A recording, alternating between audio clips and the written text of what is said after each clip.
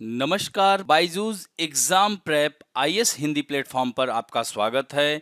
आज हम लोग 11 जनवरी 2022 के द हिंदू समाचार पत्र का विश्लेषण करेंगे, जो कि आपके आगामी संघ लोक सेवा आयोग की प्रारंभिक एवं मुख्य परीक्षा के दृष्टिकोण से लाभदायक सिद्ध हो सकता है। तो आइए पहले सत्र के विषय की चर्चा करें।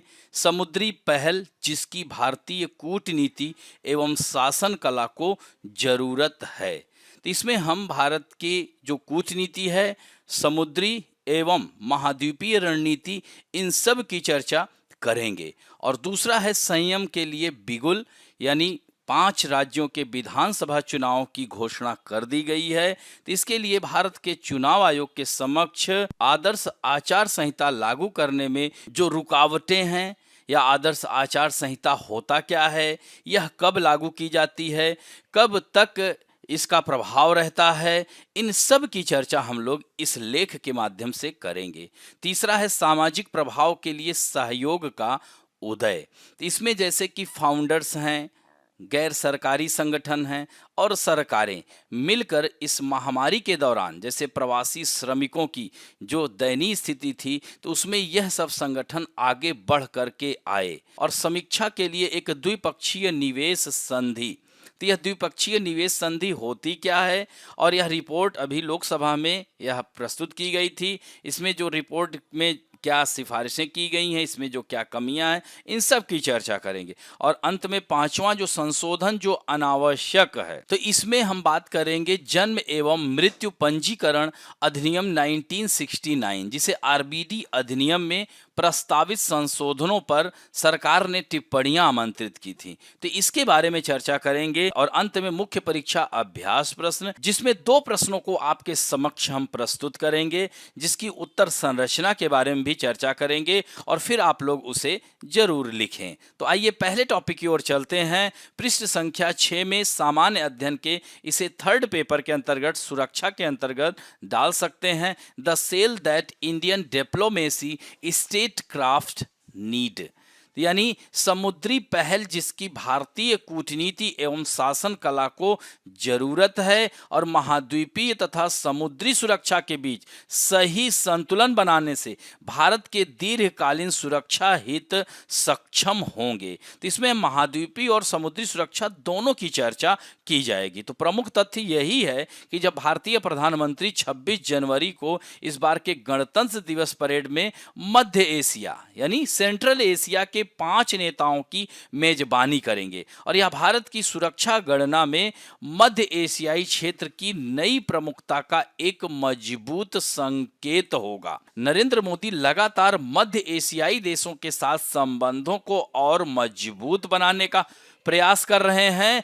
तो इस तरह से उन्होंने 2015 में ही इन 5 मध्य एशियाई राज्यों का दौरा भी किया था। और दोस्तों, हाल ही में राष्ट्रीय सुरक्षा सलाहकार अजीत डोभाल और विदेश मंत्री एस जयशंकर ने भी दिल्ली में अपने मध्य एशियाई समकक्षों की मेजबानी की थी। तो वर्तमान संदर्भ में जो भारत के सुरक्षा हितों की जो महत्वपूर्ण चिंता के विषय हैं, अफगानिस्तान में अमेरिकी सैन्य शक्ति का पतन, यानी कह सकते हैं कि 2001 की घटना के बाद से लगातार अमेरिका अफगानिस्तान में अपनी आमद रफ्त बनाए हुए था, लेकिन ऐसे में वह अपनी सेना की वहां से वापसी, या कह सकते हैं कि तालिबान फिर से वहां सक्रिय हो गया। तो ऐसे में यह भारत के सुरक्षा हितों के लिए यह चिंता का विषय है।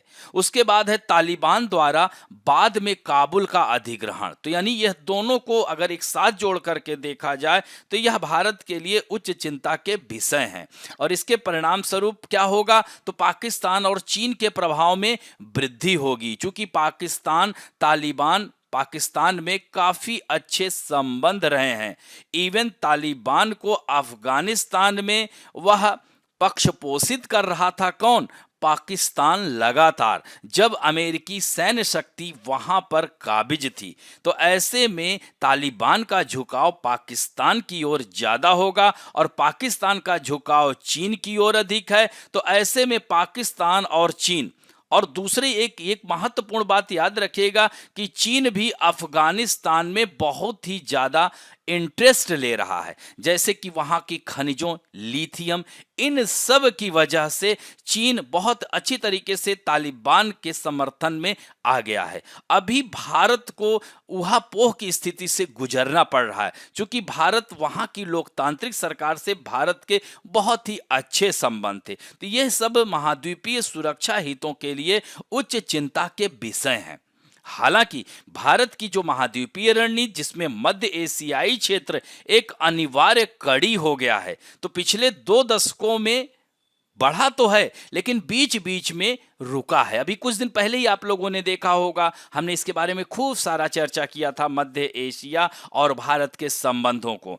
तो कनेक्टिविटी को बढ़ावा देना, रक्षा और सुरक्षा सहयोग को बढ़ावा देना, भारत की सॉफ्ट पावर को बढ़ाना, व्यापार और निवेश को बढ़ावा देना, तो इन सब पर भारत कार्य कर रहा है। तो यह प्रशंसनीय है, लेकिन जैसा कि अब स्पष्ट है कि इस क्षेत्र में व्यापक भू राजनीतिक चुनौतियों का समाधान करने के लिए यह अपर्याप्त है। तो इसके लिए भारत को क्या करना होगा? यूरेशिया पर ध्यान देना होगा। यूरेशिया का मतलब क्या हुआ? यूरोप और एशिया के देशों को यूरेशिया कहा जाता है। जैसे रूस क्या है?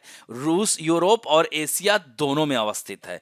तो अब यूरेशिया पर ध्यान देने की बात यह है, चूंकि चीन का मुखर उदय, यानी चीन का जो उदय होना, और आज वह अमेरिका के सामने खड़ा बैठा है, तो ऐसे में भारत के लिए यह चिंता का विषय है।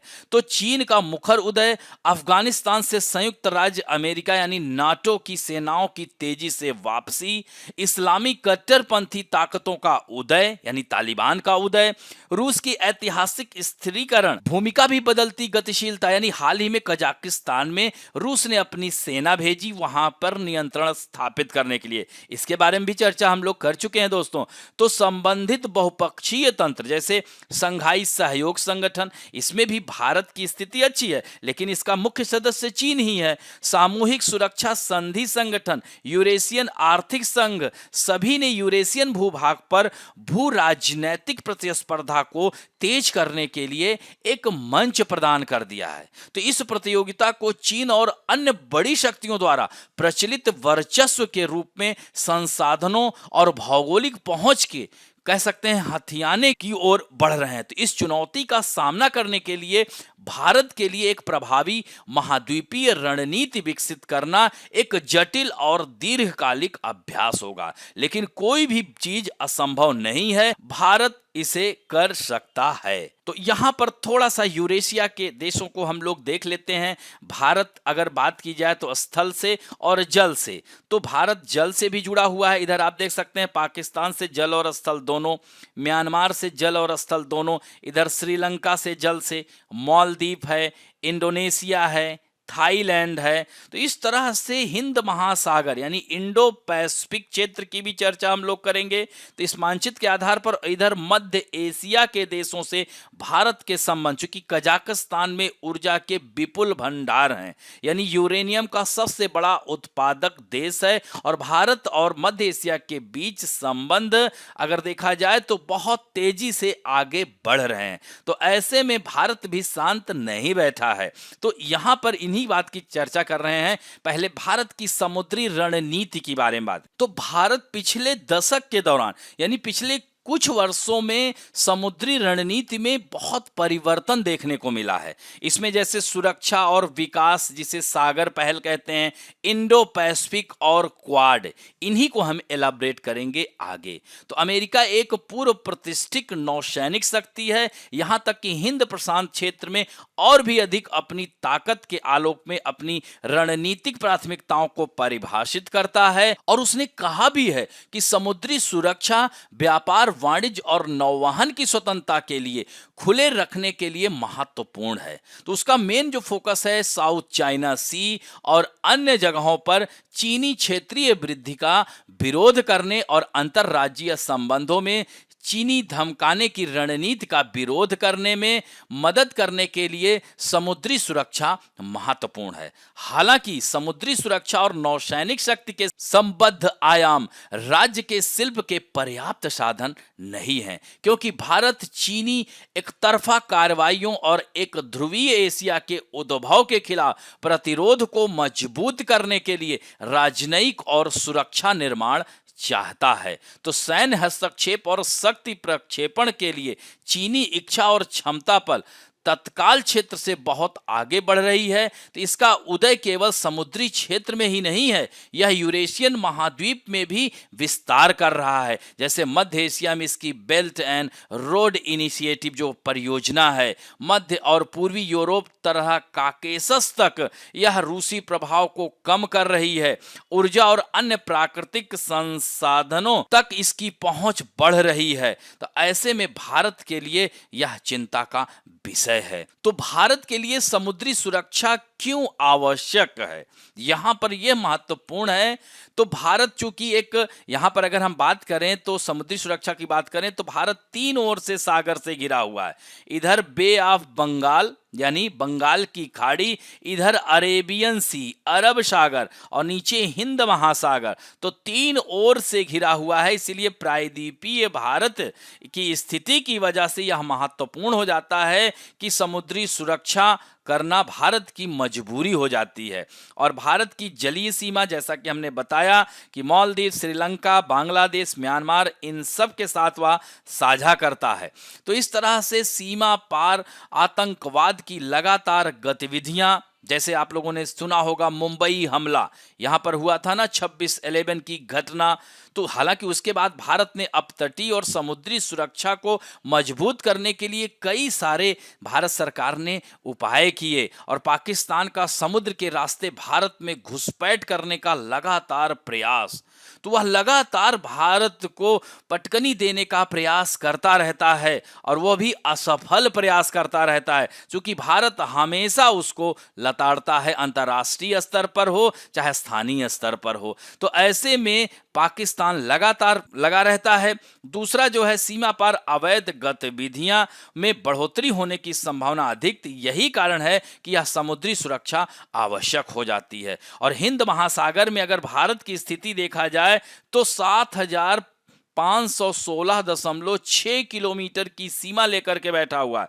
तो यानी हिंद महासागर में अगर सबसे मजबूत स्थिति किसी की है तो वो अपने देश की है। तो जियो पॉलिटिक्स ऑफ इंडियन ओशियन में आपने पढ़ा होगा कि भारत की जो भू राजनीति है, हिंद महासागर की भू राजनीति में भारत एक प्रमुख नेता के रूप में है। तो इस क्षेत्र के संबंध में पिछले कुछ वर्षों में भारत ने अपनी नीति में काफी बदलाव किया है और अब हिंद महासागर के क्षेत्र में सामुद्रिक हितों की ऊपर वह काफी कार्य कर रहा है। इसी को ध्यान में रखते हुए security and growth for all in the region, जिसे सागर पहल, ये बहुत ही महत्वपूर्ण पहल है। इससे स्थिरता और सुरक्षा पर भारत जोर दे रहा है। साथ ही सागरमाला परियोजना पर भी भारत सरकार कार्य कर रही है ताकि भारत और अपनी तटीय अवसंरचना की क्षमता में और मजबूती ला सके। और इस तरह भारत न सिर्फ हिंद महासागर में अपने हितों को साध सकेगा, बल्कि ब्लू इकोनॉमी यानी नीली अर्थव्यवस्था के लक्ष्य की भी प्राप्ति वह आसानी से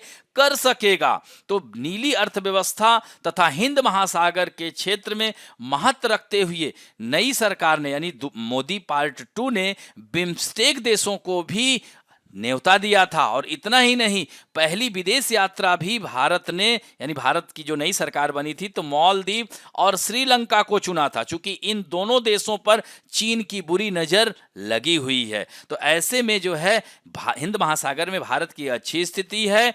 और हिंद महासागर क्षेत्र में आप देख सकते हैं कि ईरान चाबहार पोर्ट पर काम चल ही रहा है। यूनाइटेड अरब अमीरात cooperation with India's oil reserve, Bangladesh में फाइनेंशियल एड फॉर एयरफोर्स। तो इस मानचित्र के आधार पर आप देखेंगे तो बहुत आसान हो जाएगा।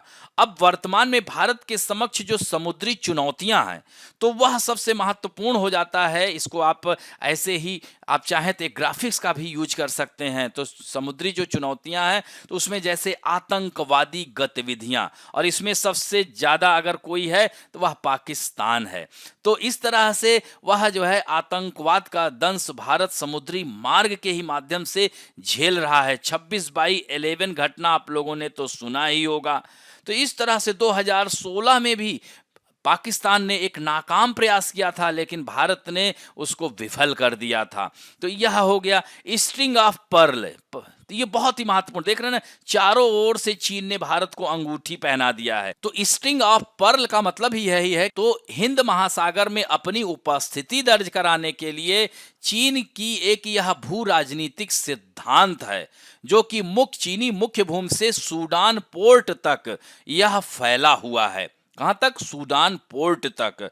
तो इसमें जो है 2017 में चीन ने जिबूती कहां है? जिबूती सिटी, यहां अफ्रीकन कंट्री।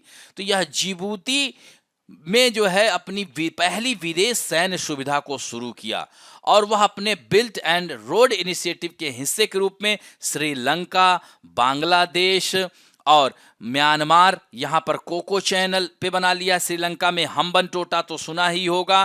तो इस तरह से ग्वादर पोर्ट, और इधर अफगानिस्तान में इस समय तालिबान शासन हो ही गया है। तो इस तरह से चारों ओर से भारत को घेरने को दर्शाता है, जिसे हम स्ट्रिंग ऑफ पर्ल कहते हैं। और समुद्री डकैती, ये भी बहुत बड़ी चुनौती है समुद्री, खासकर भारत के समुद्री क्षेत्र की, क्योंकि अरब सागर में सोमालिया, यहां पर देख रहे हैं सोमालिया की राजधानी मोगादिशु है। तो यहाँ पर यहाँ पर जो है जो समुद्री लुटेरे पाए जाते हैं। तो भारतीय व्यापारिक जहाजों को हमेशा यहाँ खतरा बना रहता है। तो दुनिया भर के देशों को प्रति वर्ष समुद्री डकैती से ही बहुत सारा नुकसान होता है। तो इस तरह से, और यहाँ मादक द्रव्यों और मानव तस्करी भी इन्हीं तटीय क्षेत्रों के माध्यम से होती है। तो इस तरह से स्वतंत्र नौवहन में बाधा, स्ट्रिंग ऑफ पर्ल, यह सब जो है यह चुनौतियां हैं। तो समुद्री सुरक्षा रणनीति के अवयव क्या हैं? संभावित संघर्षों को टालने की प्रवृत्ति। क्योंकि भारत एक सहिष्णु देश है, तो भारतीय सुरक्षा बलों का यह प्रमुख उद्देश्य ही है, और सुरक्षित और अनुकूल समुद्री माहौल बनाए रखना भारत की नौ सैन्य बलों का यह प्रमुख उद्देश्य है। तो इस तरह से इसके यह प्रमुख अवयव हैं। तटीय और अपतटीय क्षेत्रों की सुरक्षा करता है, और तटीय क्षेत्रों की निगरानी, और हिंद प्रशांत क्षेत्र में रणनीतिक प्रगति के लिए क्या सुझाव हो सकते हैं? तो भारत के जो प्रमुख सहयोगी हैं अमेरिका, ऑस्ट्रेलिया, जापान और इंडोनेशिया का सुझाव, यानी यह भारत की एशिया प्रशांत की रणनीतिक गतिविधि को जोड़ने की ये लोग कोशिश करते हैं। और यह दक्षिण चीन सागर, पूर्वी चीन सागर में भारत की उपस्थिति को मुख्य रूप से चीन के प्रभाव को प्रतिसंतुलित करने के लिए यह देश भारत के साथ रहते हैं। और इस कड़ी में सबसे महत्वपूर्ण हो जाता है क्वाड, यानी इसको कह सकते हैं क्वाड्रिलेटरल सिक्योरिटी डायलॉग, यानी चतुर्भुज सुरक्षा संवाद। तो यह भी इसको पुनर्जीवित करना एक सराहनीय पहल है, और नियम आधारित, मुक्त, संतुलित और स्थिर व्यापार पर्यावरण का भारत समर्थन करता है। तो भारत को अपने अधिकारों के प्रति मुखर रहना होगा। भारत के पास एक को दूसरे के ऊपर चुनने के लिए कोई दबाव नहीं है। भारत को समुद्री क्षेत्र में अपने हितों की अनदेखी किए बिना अपने महाद्वीपीय हितों को आगे बढ़ाने के लिए रणनीतिक दृष्टि हासिल करने और आवश्यक संसाधनों को तैनात करने की आवश्यकता होगी। अब बढ़ते हैं दूसरे महत्वपूर्ण लेख की ओर। ये भी पेज नंबर 6 पे ही आया है। इसे पॉलिटी से कनेक्ट कर सकते हैं, यानी संयम के लिए बिगुल। हालांकि प्रतिकूल चुनाव को सामाजिक रूप से विभाजनकारी अभियान की अनुमति नहीं देनी चाहिए। तो भारत के चुनाव आयोग द्वारा 8 जनवरी को घोषित 5 राज्यों में विधानसभा चुनावों का कार्यक्रम अपेक्षित दर्ज था। तो उत्तर प्रदेश में मतदान 10 फरवरी से शुरू होगा, और यह 7 चरणों में होगा, जैसा कि 2017 में। उसी को फिर कायम किया हुआ है। तो चुनाव कार्यक्रम की घोषणा भी 15 जनवरी तक शारीरिक प्रचार पर पूर्ण प्रतिबंध के साथ हुई, क्योंकि कोविड-19 महामारी अपनी तीसरी लहर में प्रवेश कर चुका है। तो भारतीय चुनाव आयोग 15 जनवरी के बाद किसी भी रैलियों की अनुमति देने से पहले राज्यों में मौजूदा सकारात्मकता दरों सहित स्थिति की समीक्षा करने की योजना बना रहा है। यानी वह देख रहा है, चूंकि ओमाइक्रॉन भी तेजी से फैल रहा है, तो ऐसे में चुनाव आयोग विश्लेषण करेगा, तभी रैलियों की अनुमति देगा। तब तक उम्मीदवारों और पार्टियों को मतदाताओं तक पहुंचने के लिए ऑनलाइन तरीकों का उपयोग करने के लिए प्रोत्साहित किया गया है। चुनाव अधिकारियों को आदर्श आचार संहिता लागू करने और खर्च की निगरानी के लिए भी चुनौती दी गई है। तो इस तथ्य को ध्यान में रखते हुए कई भावनात्मक और विवादास्पद मुद्दे चल रहे हैं और यह चुनाव आयोग के लिए एक कठिन परीक्षा होने जा रही है, और यह सुनिश्चित करने के लिए कि इस चुनाव के नियमों को सभी पक्षों द्वारा कैसे वह पालन कराएगा, इसे अपनी निष्पक्षता और कठोरता को सुदृढ़ करना होगा। राजनीतिक दलों को न केवल एमसीसी यानी आदर्श आचार संहिता का पालन करने के लिए विशेष ध्यान रखना चाहिए, बल्कि प्रचार पर कोविड से संबंधित अतिरिक्त प्रतिबंधों का भी पालन करना चाहिए। केंद्र और राज्यों दोनों में सत्तारूढ़ दलों को यह सुनिश्चित करने के लिए अतिरिक्त बोझ उठाना पड़ता है कि वे चुनाव को प्रभावित करने के लिए आधिकारिक तंत्र का दुरुपयोग ना करें। तो इसमें एक महत्वपूर्ण शब्दावली आई है, आदर्श आचार संहिता। तो यह आदर्श आचार संहिता क्या होती है? तो देश में स्वतंत्र और निष्पक्ष चुनाव कराने के लिए चुनाव आयोग कुछ नियम बनाता है और इस तरह से राजनीतिक दलों को इसको निभाना होता है, इस नियम को। तो आचार संहिता कब से लागू होती है? तो आचार संहिता चुनाव की तारीख से यह लागू हो जाती है घोषणा के बाद ही। तो देश में लोकसभा के चुनाव हर 5 साल पर होते हैं, अलग अलग राज्यों के विधानसभा के चुनाव अलग अलग समय पर होते रहते हैं। तो इसलिए चुनाव आयोग के चुनाव कार्यक्रमों का ऐलान करते ही आचार संहिता लागू हो जाती है। और यह कब तक लगी रहेगी? तो आचार संहिता चुनाव प्रक्रिया के संपन्न होने तक लागू रहती है, यानी चुनाव की तारीख की घोषणा के साथ ही आचार संहिता देश में लगती है या राज्य में लगती है और वोटों की गिनती होने तक जारी रहती है। तो क्या अब यहां पर इसमें आचार संहिता के मुख्य नियम क्या हैं? तो चुनाव आचार संहिता लागू होने के बाद कई नियम भी लागू हो जाते हैं, यानी इसकी अवहेलना कोई भी राजनीतिक दल या राजनेता नहीं करेगा। सार्वजनिक धन का इस्तेमाल विशेष राजनीतिक दल या नेता को फायदा पहुंचाने वाले काम के लिए नहीं होगा। तो इस तरह से किसी भी चुनावी रैली में धर्म या जाति के नाम पर वोट नहीं मांगे जाएंगे। और इसकी विशेषता क्या है कि राजनीतिक दलों, निर्वाचन लड़ने वाले अभ्यर्थियों, सत्ताधारी दलों को निर्वाचन प्रक्रिया के दौरान कैसा व्यवहार करना चाहिए, अर्थात निर्वाचन प्रक्रिया, बैठकें आयोजित करने, शोभा यात्राओं, मतदान दिवस गतिविधियों तथा सत्ताधारी दल के कामकाज इत्यादि के दौरान उनका सामान्य आचरण कैसा होगा, यह सब आदर्श आचार संहिता की विशेषता होती है। अब बढ़ते हैं तीसरे महत्वपूर्ण लेख की ओर। पृष्ठ संख्या 6 पर ही आई हुई है, इसे सामाजिक न्याय के अंतर्गत डाल सकते हैं। The rise of collaboratives for social impact. तो यानी सामाजिक प्रभाव के लिए सहयोग का उदय। समावेश, समानता, न्याय और औपचारिक सहयोग पर जोर भारत के सामाजिक क्षेत्र में अपनी छाप छोड़ सकता है। तो 2020 की शुरुआत में ही ब्रिज स्पैन ग्रुप ने एक रिपोर्ट जारी की जिसमें philanthropic collaboratives in India the power of many, जिसमें विकास के क्षेत्र के अभिनेताओं यानी फाउंडर्स, गैर सरकारी संगठनों और सरकारों के बीच गठजोड़ की जांच की गई थी। इसी तरह से 2019 में भारत में ऐसे 15 सहयोगियों का अध्ययन किया गया। तब से कम 18 और सहयोगी एक साथ आए। इसमें Covid action collab, India protectors alliance, the future of impact collaborative, the coalition for women empowerment शामिल है। इसमें 16 कई राज्यों में काम करते हैं। ज्यादातर फोकस सामाजिक कार्यक्रमों को लागू करने और फंडिंग जुटाने पर होता है। तो इस कोरोना नामक महामारी में जीवन और आजीविका को भारी तबाही हुई, जिसमें संगठनों ने सामूहिक रूप से कार्य किया और लोगों को लाभ पहुंचाया। इसमें एक बहुत ही महत्वपूर्ण शब्द निकल कर आ रहा है, वह है कि माइग्रेंट्स रेजिलियंस कोलैबोरेटिव। इस पर हमें विचार करना है। तो 24 मार्च 2020 को राष्ट्रव्यापी कोविड लॉकडाउन के तुरंत बाद एनजीओ जिसका नाम है जन साहस ने एक सर्वेक्षण के परिणाम जारी किए, जिसमें प्रवासी श्रमिकों पर लॉकडाउन के बहुत ही विपरीत प्रभाव का पता चला। तो 3000 से अधिक प्रवासी श्रमिकों का जब साक्षात्कार किया इस एनजीओ ने, उसमें 90% ने अपनी आय का स्रोत खो दिया था। सोचिए, ये 3000 लोगों का। और 62% सरकार के आपातकालीन सहायता प्रयासों से अनजान थे। यानी 62% लोगों को यह पता ही नहीं था कि सरकार उनके लिए फ्री राशन मुहैया करा रही है। तो भारत में लगभग 14 करोड़ प्रवासी श्रमिक हैं। तो ऐसे में इनकी स्थिति क्या हुई होगी? तो जन साहस के संस्थापक आसिफ शेख ने यही निष्कर्ष निकाला कि समस्या का पैमाना किसी एक एनजीओ की क्षमताओं से कहीं अधिक और सहयोग की आवश्यकता है, क्योंकि इसे एक व्यक्ति के माध्यम से नहीं सॉल्व किया जा सकता। इसमें सामूहिक सहयोग आवश्यक है। तो जन साहस ने एडलगी फाउंडेशन, ग्लोबल डेवलपमेंट नेटवर्क और अन्य संगठनों के साथ साझेदारी में एमआरसी लॉन्च किया, जिसका लक्ष्य 13 राज्यों में 10 मिलियन से अधिक प्रवासी श्रमिकों के लिए राहत की सुविधा प्रदान करना है।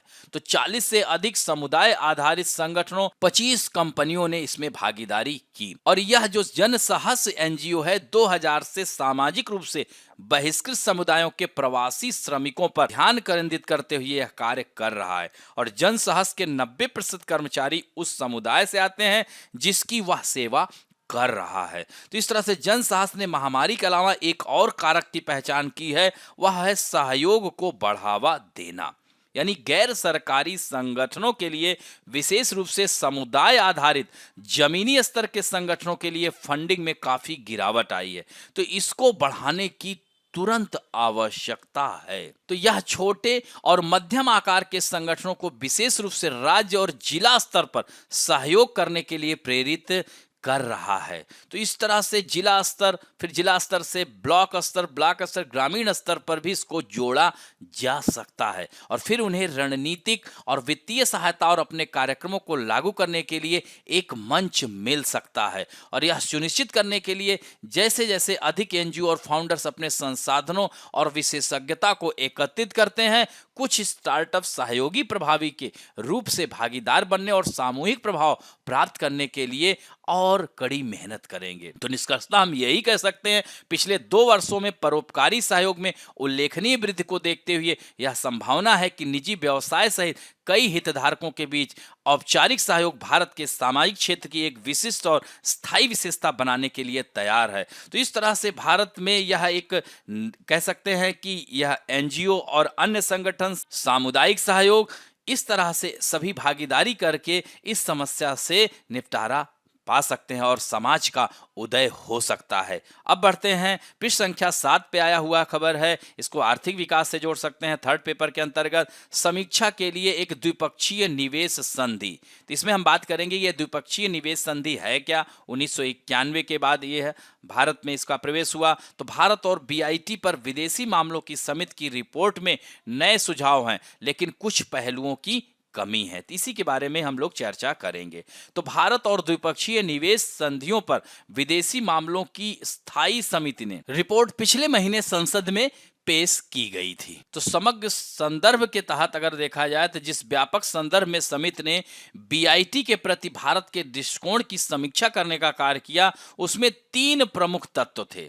तो सबसे पहला यह है कि व्हाइट इंडस्ट्रीज मामले के बाद से विदेशी निवेशकों ने कथित बीआईटी उल्लंघनों के लिए भारत पर लगभग 20 बार मुकदमा दायर किया और 1987 से 2019 तक निवेशक राज्य विवाद निपटान दावों के मामले में भारत को विश्व स्तर पर 10वां सबसे लगातार प्रतिवादी राज्य बना दिया। और दूसरा, भारत ने 2016 में एक नया मॉडल बीआईटी अपनाया, जिसने अपने पिछले संधि अभ्यास के एक महत्वपूर्ण प्रस्थान को चिन्हित किया था। और तीसरा है महत्वपूर्ण, भारत, ऑस्ट्रेलिया और यूके जैसे महत्वपूर्ण देशों के साथ नए निवेश सौदों पर बातचीत करने की प्रक्रिया में है। तो समिति ने इस समग्र संदर्भ की जांच की और सरकार को विचार करने के लिए महत्वपूर्ण सिफारिशें की। तो इसमें जो सिफारिश है, महत्वपूर्ण पहली सिफारिश यही है कि इसने इस तथ्य पर अपना असंतोष व्यक्त किया है रिपोर्ट ने कि भारत ने मॉडल बीआईटी को अपनाने के बाद बहुत कम निवेश संधियों पर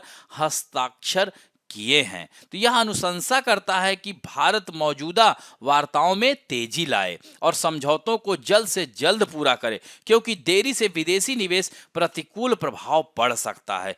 दूसरा महत्वपूर्ण यह है सिफारिश कि नीति निर्माताओं की स्थिति के विपरीत समिति प्रत्यक्ष विदेशी निवेश को लुभाने में बीआईटी की क्षमता को पहचानती है और यह कई अनुभवजन्य अध्ययनों के निष्कर्षों के साथ संरेखित करता है और यह दर्शाता है कि व्यक्तिगत बीआईटी निवेश प्रवाह को प्रभावित नहीं करते और भारत द्वारा हस्ताक्षरित सभी बीआईटी के संचयी प्रभावों ने एफडीआई प्रवाह को सकारात्मक रूप से प्रभावित किया है। और इस संबंध में उत्सुकता से समिति सिफारिश करती है कि एफडीआई को आकर्षित करने के लिए भारत को कोर या प्राथमिकता वाले क्षेत्रों में अधिक बीआईटी पर हस्ताक्षर करना चाहिए। और तीसरा है, समिति यह सिफारिश करती है कि भारत के मॉडल बीआईटी को ठीक किया जाए और यह स्वागत योग्य है, क्योंकि मॉडल बीआईटी विदेशी निवेशकों के अधिकारों पर राज्य के नियामक हितों को प्राथमिकता देता है। हालांकि अहम सवाल यह है कि यह फाइन ट्यूनिंग क्या प्रक्षेप वक्र ले जाएगा।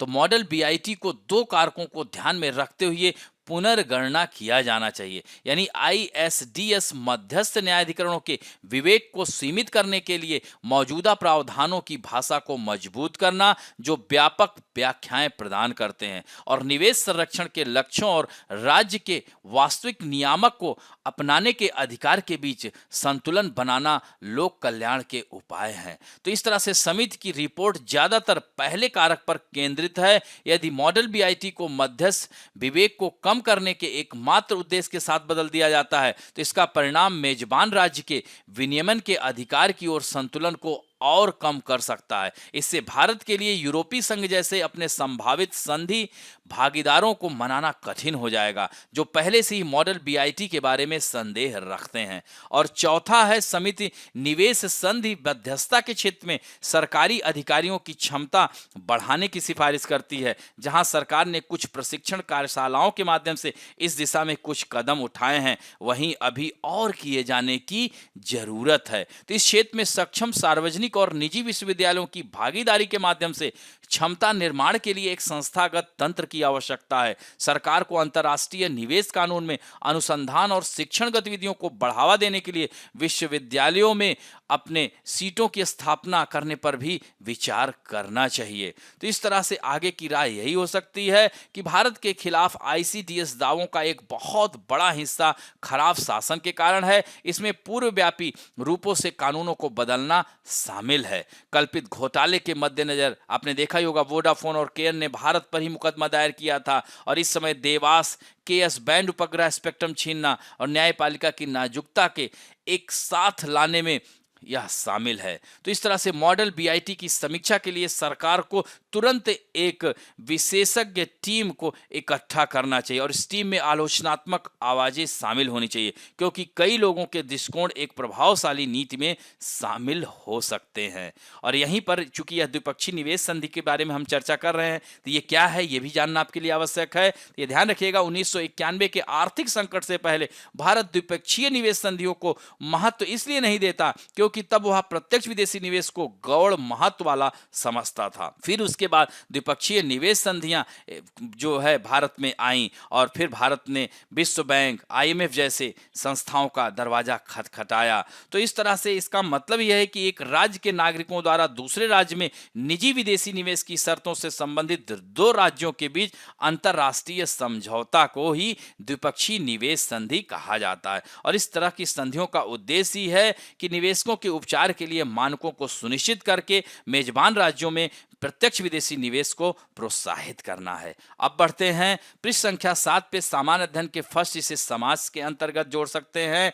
अमेंडमेंट दैट आर अननेसेसरी, यानी संशोधन जो अनावश्यक है। इसमें पंजीकृत जन्म और मृत्यु के राष्ट्रीय डेटाबेस की आवश्यकता क्यों नहीं है? तो केंद्र सरकार ने जन्म और मृत्यु पंजीकरण अधिनियम 1969, जिसे आरबीडी अधिनियम कहते हैं, तो इसमें जो है प्रस्तावित संशोधनों पर सरकार ने टिप्पणियां आमंत्रित की थी। तो एक प्रमुख प्रस्ताव जो पंजीकृत जन्म और मृत्यु का राष्ट्रीय डेटाबेस तैयार करना है। तो इसका उद्देश्य यही है आरबीडी अधिनियम 1969 का कि प्रत्येक जन्म और मृत्यु के लिए राष्ट्रीय जनसंख्या रजिस्टर, मतदाता सूची और आधार डेटाबेस जैसे कई अन्य कानूनों के अनुसार बनाए गए डेटाबेस को अद्यतन यानी नवीनीकृत करने के लिए उपयोग किया जाना है। तो आरबीडी अधिनियम के तहत जन्म और मृत्यु को पंजीकृत करना किसकी जिम्मेदारी है? राज्यों की जिम्मेदारी है। तो राज्य सरकारों ने जन्म और मृत्यु दर्ज करने और रिकॉर्ड रखने के लिए सुविधाएं भी स्थापित की हैं। तो इसमें प्रत्येक राज्य में नियुक्त एक मुख्य रजिस्ट्रार अधिनियम के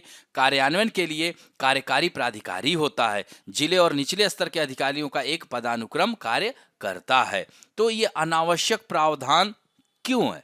तो पंजीकृत जन्म और मृत्यु की जानकारी अब कई राज्यों में एकीकृत सॉफ्टवेयर का उपयोग करके राज्य स्तरीय डेटाबेस से कलेक्ट किया जाता है और यह प्रणाली नागरिकों को आवश्यक सेवाएं आसानी से प्राप्त करने में सक्षम बनाती हैं और यह फर्जी पंजीकरण त्रुटियों को रोकने में भी मदद करता है। तो अधिनियम की धारा 8 में संशोधन करके जन्म एवं मृत्यु रिपोर्ट करते समय सूचना के एक भाग के रूप में यदि उपलब्ध हो तो आधार संख्या को शामिल करने का भी प्रस्ताव है। और इसके अलावा भी यह प्रस्ताव में जो संशोधन में जो प्रस्तावित है, तो एकीकृत डेटा बनाए रखने के लिए मुख्य रजिस्ट्रार, तो इसमें जो है राज्य स्तर पर एक एकीकृत डेटाबेस बनाए रखेंगे और इसे भारत के रजिस्ट्रार जनरल यानी गृह मंत्रालय के तहत द्वारा बनाए गए राष्ट्रीय स्तर पर डेटा के साथ इसको एकीकृत करना होगा। और वर्तमान में जन्म और मृत्यु का पंजीकरण कौन? राज्य स्थानीय रजिस्ट्रार द्वारा किया जाता है, यानी राज्यों द्वारा किया जाता है। और विशेष उपपंजीयक की नियुक्ति यानी आपदा की स्थिति में उनकी किसी या सभी शक्तियों और कर्तव्यों के साथ मृत्यु के पंजीकरण तथा उनके उद्धरण जारी करने के लिए निर्धारित की जाती है। और डेटा का अपेक्षित उपयोग राष्ट्रीय जनसंख्या रजिस्टर, नागरिकता अधिनियम 1955, चुनावी रजिस्टर 1960 तथा आधार अधिनियम 2016, राशन कार्ड यानी राष्ट्रीय खाद्य सुरक्षा अधिनियम 2013, पासपोर्ट एवं ड्राइविंग लाइसेंस डेटाबेस अधिनियम 2019 को नवीनीकृत करने हेतु यह आवश्यक है। तो एनपीआर में पहले से ही 119 करोड़ निवासियों का डेटाबेस है।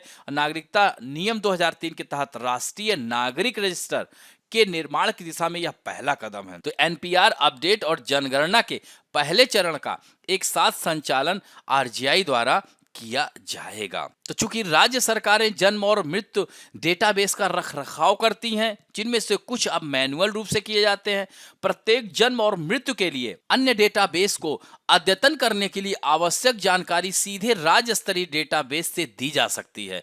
तो आरजीआई द्वारा रखा जाने वाला एक राष्ट्रीय डेटाबेस बनाने के लिए उसमें जानकारी का हिस्सा निकालना एक अनावश्यक दोहराव प्रतीत हो रहा है और बिना किसी मूल्यवर्धन के केवल एक मध्यवर्ती प्रशासनिक परत का निर्माण करेगा। तो राज्यों द्वारा बनाए गए डेटाबेस अब विभिन्न डेटा मदों के लिए समान संरचना का पालन नहीं कर सकते। तो इस तरह से क्या वे सभी व्यक्तियों के नाम लिखने के लिए भी एक ही मानक का पालन करते हैं? उदाहरण के लिए जैसे केरल और तमिलनाडु में कई लोगों के नाम में परिवार का नाम और व्यक्ति के पहले नाम से पहले पिता का नाम होता है, जबकि कई डेटाबेस पहले नाम, मध्य नाम, उपनाम प्रारूप का उपयोग करते हैं। तो केंद्र सरकार को राज्य सरकारों द्वारा बनाए गए जन्म और मृत्यु डेटाबेस में डेटा आइटम के लिए मानक निर्धारित करने चाहिए। यदि जन्म और मृत्यु का राष्ट्रीय डेटाबेस बनाना हो तो भी आवश्यक है। तो यह मानक अन्य डेटाबेस के लिए सामान्य होने चाहिए। इससे अन्य डेटाबेस में सूचनाओं का स्वचालित रूप से संप्रेषित करना आसान हो जाएगा और मानकों को निर्धारित करते समय देश भर में सांस्कृतिक विविधता को ध्यान में रखा जाना चाहिए ताकि बाद में नागरिकों को परेशानी ना हो सके। तो आगे देखने की जरूरत यही है कि कंप्यूटरीकरण के साथ पिछले दशक में जन्म और मृत्यु के पंजीकरण से संबंधित गतिविधियों में भारी बदलाव आया है। हालांकि इस वास्तविकता का ख्याल रखने के लिए कानून में संशोधन नहीं किया गया।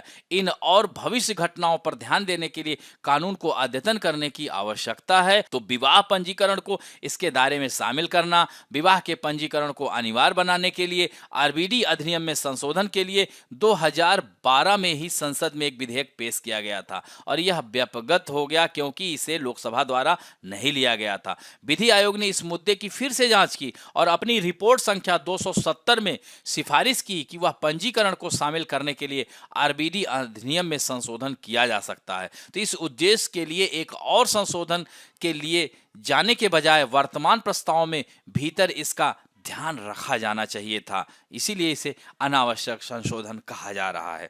अब बढ़ते हैं मुख्य परीक्षा अभ्यास प्रश्न में। पहला प्रश्न है, क्या भारत के चुनाव आयोग को चुनाव प्रचार को जारी रखने के लिए आदर्श आचार संहिता को सशक्त बनाने के लिए कानून समर्थन प्रदान करने का समय आ गया है? तो वर्तमान में आदर्श आचार संहिता को लागू करने में भारतीय चुनाव आयोग के सामने आने वाली कुछ रुकावटों पर चर्चा करें।